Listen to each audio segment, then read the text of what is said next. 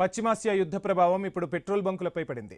ఎన్టీఆర్ జిల్లా కంచించెర్లలో no stock బోర్డులు దర్శనమిస్తున్నాయి. దీంతో వాహనదారులకు ఇక్కట్లు తప్పటం లేదు. పెట్రోల్ ట్యాంకర్లు రావడం లేదని బంకు యజమానులు చెబుతున్నారు. పెట్రోల్ సమస్యను తీర్చాలని వాహనదారులు కోరుతున్నారు. పెట్రోల్ దొరుకుతున్న బంకుల వద్ద వాహనదారులు క్యూ కడుతున్న పరిస్థితి.